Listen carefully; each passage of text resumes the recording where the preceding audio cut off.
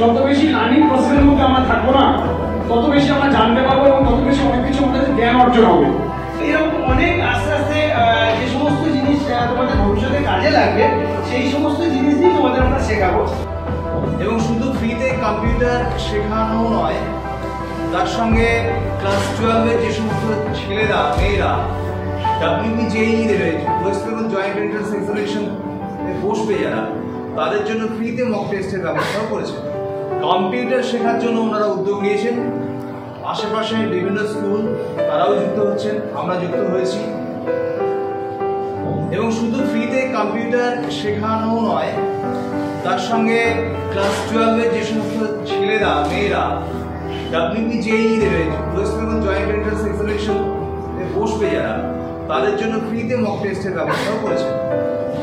এমনকি ক্লাস 11-এর ছেলেরাও তারাও যাতে প্রস্তুতি নিতে পারে, কারণ 11-12 দুটো মিলে তো জয়েন্টের পরীক্ষা হয়, তারাও যাতে জয়েন্টের প্রস্তুতি নিতে পারে তার জন্য মক টেস্টের ব্যবস্থা আছে ফ্রিতে।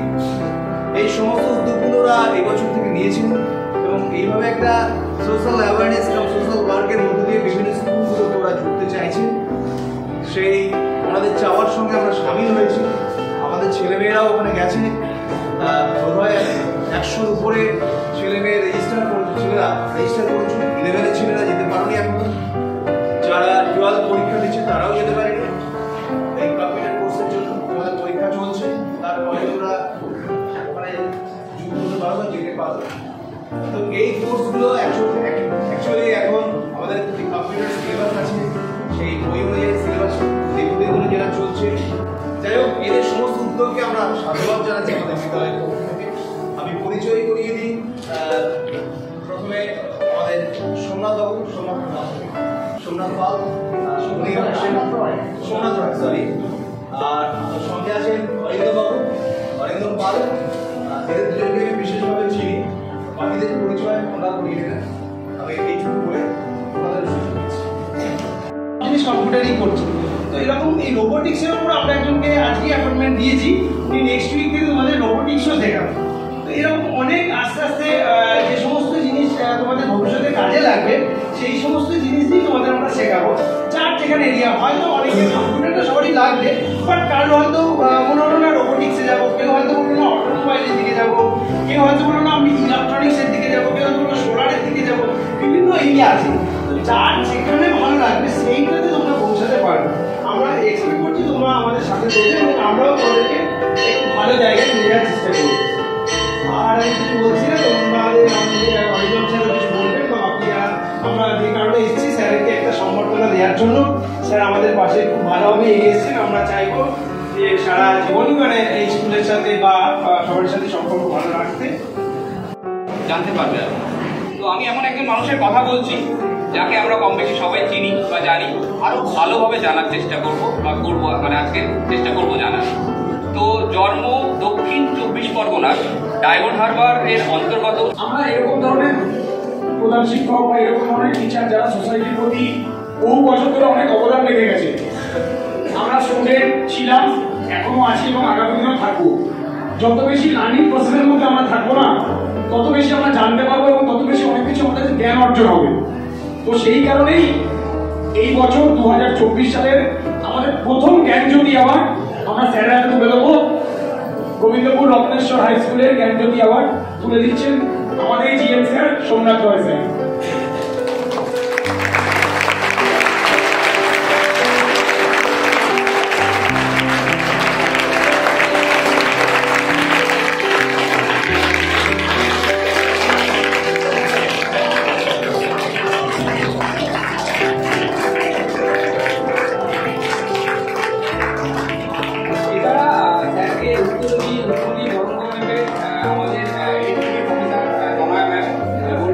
আমাদের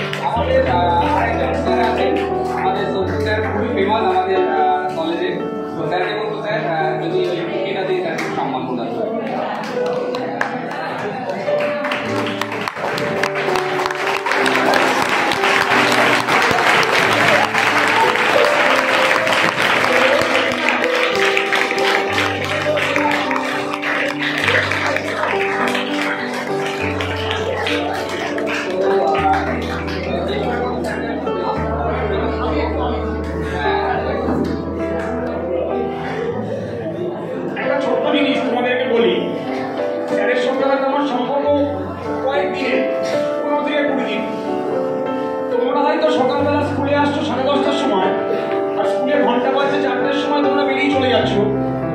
তোমরা কতটা স্কুল সম্পর্কে চিন্তা করো আমি জানি না, কিন্তু স্যারের সঙ্গে আমার রাত্রিবেলা 11টা, 11:30, 12টার সময় যদি হোয়াটসঅ্যাপে কথা হয় বা ওভার দ্য ফোন কথা হয়, ছাত্রদের নিয়ে কিন্তু কথা হয়। তো এই জন্য আমি মনে করি স্যারের জন্য একটা বড় করে করতালি তোমাদের জন্য করছি।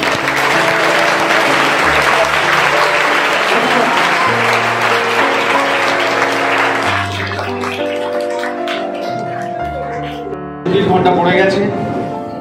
আমি আজকের ভীষণ অপ্রস্তুত একটা মুহূর্তের মধ্যে পড়েছি, খুব অস্বস্তি। এই যা কিছু ওনারা দিয়েছেন এগুলো তোমাদেরই, এগুলো আমার কিছু নয়। এই শুধু চেষ্টাই করে যাচ্ছি, এখনো সেই চেষ্টার করে কতটুকু সাফল্য অর্জন করেছে আমি তো মনে করি কিছুই করতে পারিনি। এটা খুব অস্বস্তির আমার পক্ষে।